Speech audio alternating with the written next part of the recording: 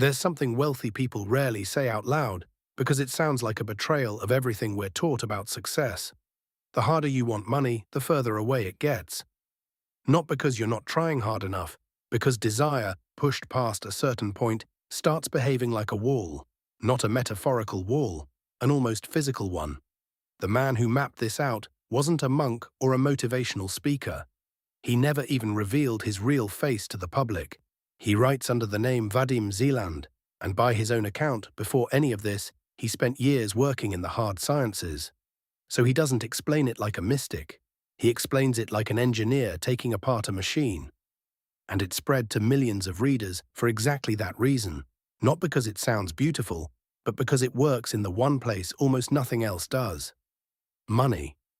Stay to the end, because what I'll give you there isn't a visualization or an affirmation. It's one physical action, done once, and you'll likely start noticing the effect within a few weeks. You've probably already tried the usual list. Vision boards, morning gratitude. Affirmations before bed. Maybe you've even counted the bills in your wallet just to feel abundant. And for a little while it worked. There was a lightness to it. Then the familiar pattern came back. The balance that won't grow. The client who's slow to pay. The deal that falls apart right when it looked finished. Picture two people applying for the same opportunity. The first is desperate. She checks her email every 20 minutes, rehearses the conversation in her head a dozen times, can't think about anything except, I need this to happen. The second wants the same outcome just as much, but doesn't grip it. She has bills too. She has just as much riding on it. She simply isn't squeezing the thought every few minutes. And almost without exception, the offer lands on the second person, often a better one than she even asked for. You'll see the same pattern in a deal instead of a job offer. A freelancer sends a proposal to a new client, then texts to follow up the next morning, then again that evening, then refreshes their email between the two. Another freelancer sends the same kind of proposal, closes the laptop, and goes back to the rest of their work. The first one isn't more committed. They're radiating exactly the kind of charged, gripping attention that signals scarcity from across a room, even through a screen. Clients can't name why a follow-up feels pushy on a Tuesday and welcome on a Thursday, but they feel it every time. That's not luck. And it's not a difference in skill. It's mechanics. Here's the part nobody explains. The more anxiously you think about money, the more emotional charge you're pouring into its absence. You're handing the thought weight. Importance, and importance in Zeland's terms, is what creates what he called excess potential. Picture holding a ball underwater. The harder you press it down, the more violently it shoots up the moment your grip loosens even slightly. Money behaves the same way. When you clench around the thought, I desperately need money, please let it show up. You're generating exactly that kind of excess pressure, and reality tends to balance excess pressure out. Not to punish you. Just the way a stretched spring returns to where it started. This isn't only poetic, it rhymes with something psychology has actually measured. It's called the Yerkes-Dodson law, documented over a century ago. Performance improves as pressure rises, up to a point. Past that point, more pressure doesn't sharpen you, it degrades you. Athletes choke, interview candidates blank. And financially, the same curve applies to opportunity itself. The more frantically you grip an outcome, the worse you get at actually recognizing and catching it when it arrives. That's why desperate people rarely get money quickly. And people who are at peace, the ones who are doing fine either way, keep landing offers they weren't even chasing. Now for the deeper mechanism, Zeland described reality as a space of variance, an infinite information field in which every version of your life already exists, the version where you're counting coins until payday, and the version where money arrives so calmly you don't even register the moment it became normal. Both versions exist right now, simultaneously. The question was never how to manufacture the right reality out of nothing. It's already there. The question is how to tune into it. And tuning in doesn't happen through force.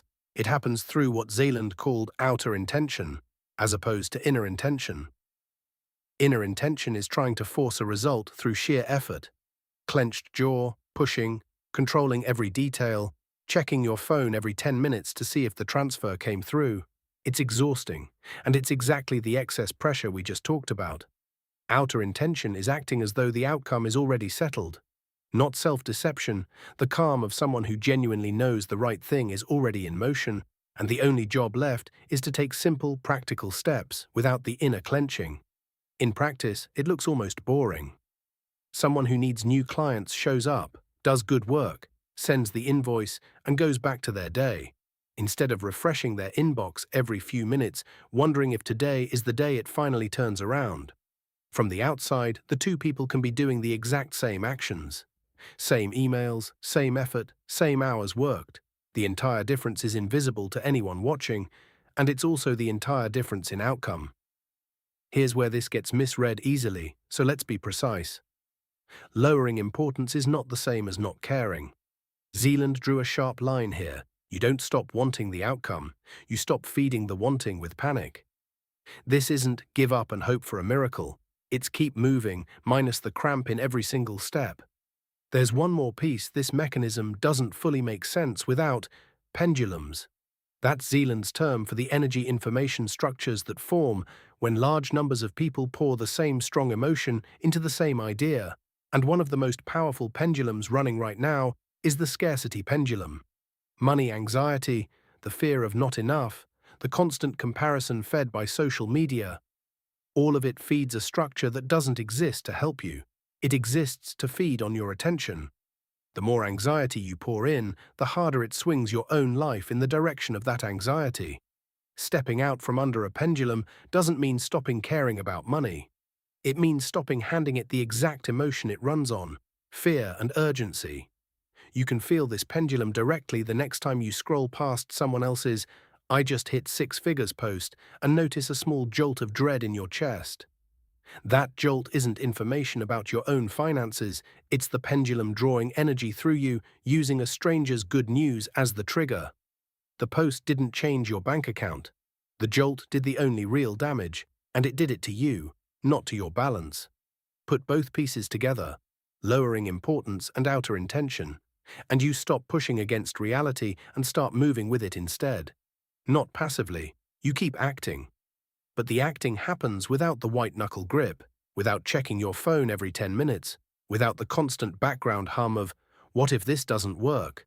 This isn't a theory for people meditating on a mountain somewhere. It's a mechanism you can apply tonight.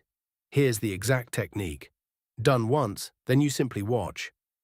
Step 1. Get an actual piece of paper. Not your phone, not a notes app. Paper written by hand. Write one sentence. The precise number or outcome you want. No "I'd like" and no "maybe." Just a stated fact: amount is coming to me. Specificity matters here. A vague wish produces a vague result, and a clean, unambiguous statement is what actually tunes you toward the matching variant. Step 2, and this is the part almost everyone skips, because it sounds backwards. Fold that paper in half, twice. Put it somewhere you won't see it every day. Inside a book, a drawer, anywhere it physically leaves your field of attention. This doesn't mean forgetting the goal.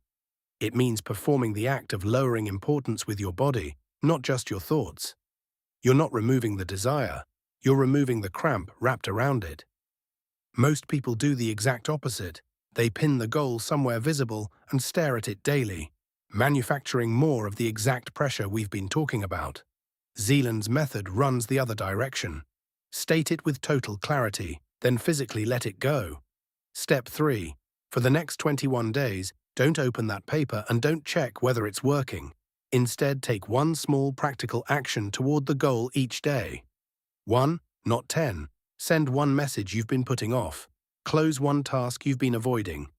Make one call. That's outer intention in motion. You're moving, but without the strain, and without auditing the results every hour. You might be thinking right now, fine, but if I lower importance and stop pushing, doesn't the money just have to fall out of the sky on its own? No, it doesn't. Lowering importance applies to the emotion, not the action. You do just as much, sometimes more. Just without the anxious grip that used to burn most of your energy and generate the exact pressure pushing the outcome away. And if you do all of this and 21 days pass with what looks, on the surface, like nothing, That doesn't automatically mean it failed. This isn't a vending machine, and I'm not going to pretend it is just to make the ending tidier. What usually happens instead is sideways. Not the exact number landing in your account on day 22, but a conversation you almost skipped. A referral that seemed unrelated, an old contact reaching out for no clear reason. The space of variance rarely delivers its answer in a straight line, and if you're only watching for the straight line, you can miss the moment it actually showed up. After 21 days, open the paper. Not to grade yourself, just to notice whether something has quietly started moving. This isn't magic. It's a mechanism of attention and energy you can test on yourself, without taking my word for it. Or Zeland's. If you make this paper tonight, write one word in the comments. Whatever you felt in the moment you folded it, and put it out of sight. Not the number, just the feeling. One comment helps this video find the people who need it right now. And if the way we talk about money here resonates, not as a resource you have to wrestle out of life by force, but as energy that arrives the moment you stop strangling it with attention, subscribe. There's more of this coming. Real mechanisms, not more motivation. Until next time.